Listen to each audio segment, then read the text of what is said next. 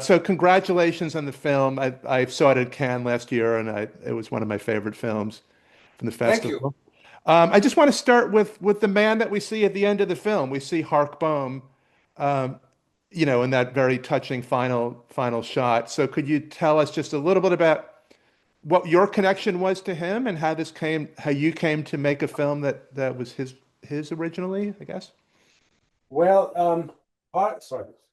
Ark was my film teacher in film school. Ark Bohm was kind of like a legendary filmmaker from Hamburg, from the city where I was born and raised.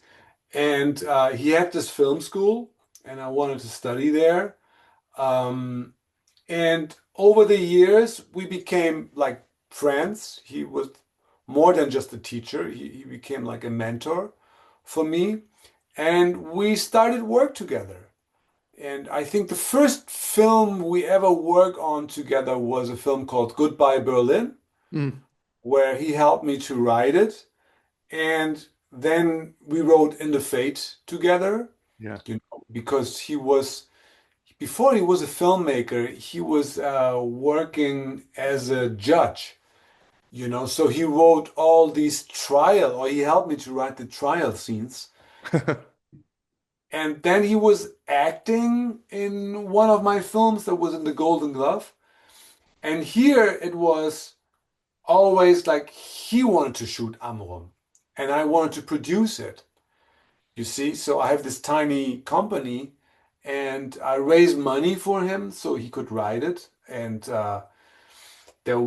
he was old and sick, and there was one moment where um, I couldn't get an insurance for him as Mm. a director. So I told the insurance company, so I will be the backup guy. So I will be on set, and if Hark is too tired or whatever, I take over.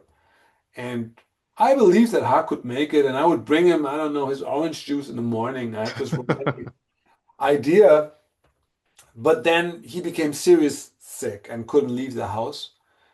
And he asked me to do the film, you see. So Yeah. and I heard me saying yes, I will. I don't know why I said that. Um, Later, when I almost finished the editing, I understood everything. Like, yeah, this film should be done by me, and it's a personal film, but it was a quest to get there. Yeah, I mean, what's it's so interesting is that the film deals with things that you've dealt with in your films. Your family emigrated to Hamburg from Turkey, so the idea of emigration, migration, identity, and history. These are, your films address these issues, but in a very different style. So, just how did you find the style, like the classicism, and your approach on this film? Well, the first films which came to my mind was when this was still an idea. I mean, Hart told me about everything, and I animated him to write. And he told me the story with the bread, and I told him like, or the image that I had was bicycle thieves. That was the first film which came to my mind. Like I have this kid looking for this piece of bread and butter and honey, but this is just a MacGuffin. It's not about that. It's about this German society, this microcosmos, right? And and so the the kid with his father from Bicycle Thieves came to my mind. It's not about the bicycle. It's about Italy or Rome in that specific time after the Second World War, and and so the images I had were the ones based upon the Italian neorealism. So I studied that all again, like this film and Germany 01 by Rossellini, you know, and I discovered the simplicity of those films. Again, I mean, I knew these films before, but it hadn't been a while since I saw them again, and so I studied them again, and I was astonished about the power of these films and images, and they're so simple. And this was a difficult task because AMRUM is, I mean, you shoot in the water and you shoot with animals and with children. It's complicated enough, you know. So I was like, don't make fancy camera work here. And make it, keep it as like the Italian fellows back in the days, right? So Yeah, I guess I also had read that you cited the movie Stand By Me as an yeah, influence, which makes a lot of sense to me. It seems also very simple, but there's some really a dark side to that as well. yeah. Stand By Me was is a film that I adore. By Rob Reiner. It's a film I was grown up with. I saw the film in the movie theaters when I was 12 or 13. I was in the perfect age to see that film in the movie theaters. And, what I always admire about Stand By Me, and this is something American, this is not something German, not at all a German thing. But the Americans, they know how to do it. Is that you do a film where the protagonist is a child, but you never lower your voice as a director, like, it's about children, you know. So you keep them serious and you make it attractive for children and adults, but on the same level. This is something very American. Uh, Yeah. this is not something we used to do in Europe in a way. And Hmm. I think it's you succeed that best better over there, and I had that in mind. These, I mean, Stand By Me, of course, because it deals a lot with nature. Another example for such type of films is uh, is it The Empire of the Sun, the Spielberg Oh film, yeah, the Spielberg. Yeah. right? And it never treats the child as just a child. It takes it serious. The material is serious, and that was in a way I try to do it. I try not to do it like, I mean, we have films about children, but they're for adults. White Ribbon is a film like that by Haneke. It's about children are the protagonists, but it's for adults. Yeah. And I don't know, the film of, I forgot the name of the film, but the director is Lucas Dont. It's a Belgian director, and he made a film Uh, about his two friends, and one makes suicide because he's queer in that right. age.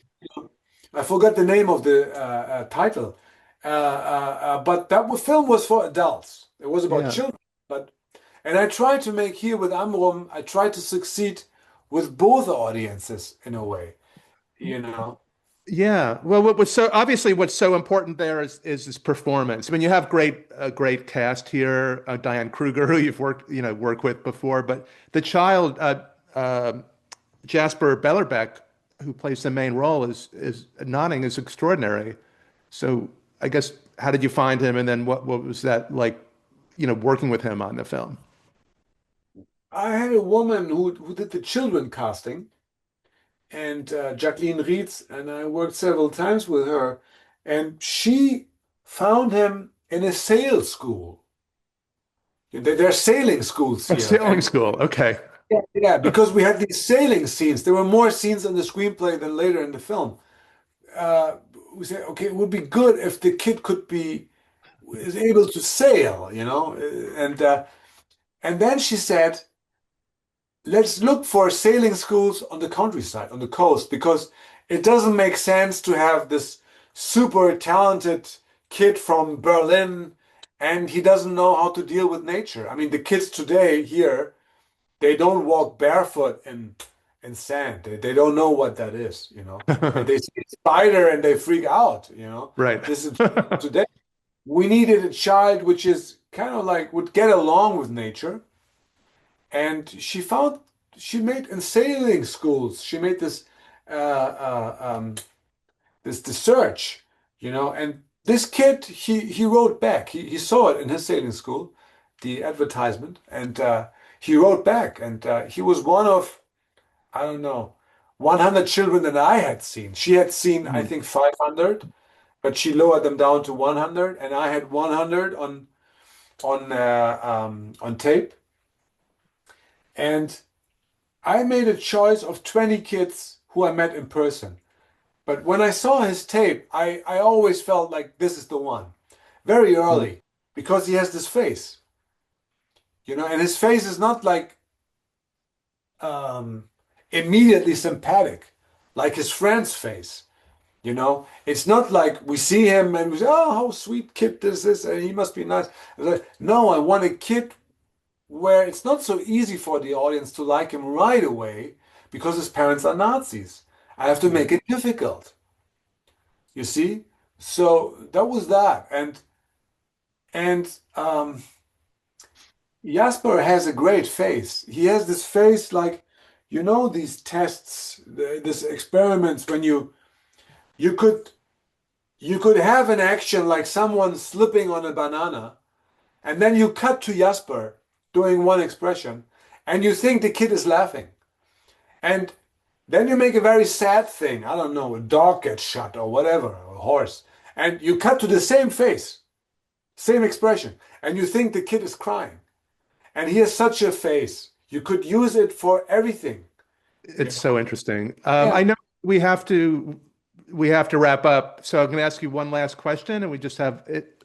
It's a big question, but we just have a short amount of time. But the Okay. film feels very relevant to things going on in the world today.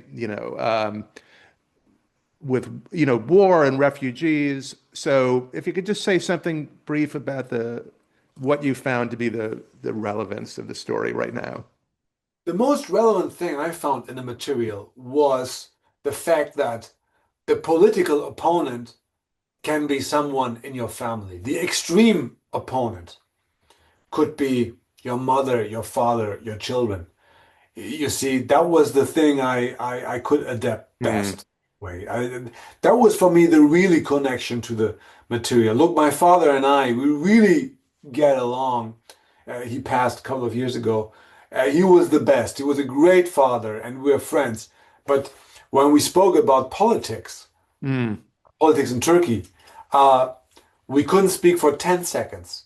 It turned out to become so loud, that we were hurting each other. And Yeah. we were so on so different political point of views.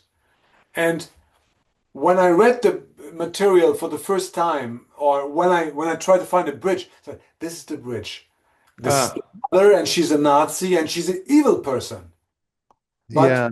she's a mother, and she loves her child. It's not that saying that she's a good person, but even like an evil person can love his child. It's like the song of Sting, when Yeah. he's, I hope the Russians love their children too, Well, yeah, but that really is the emotional core. So, thank you so much. I wish you luck with the opening of the film around the U.S. And thanks so much for joining us for this Thank you. discussion. Okay.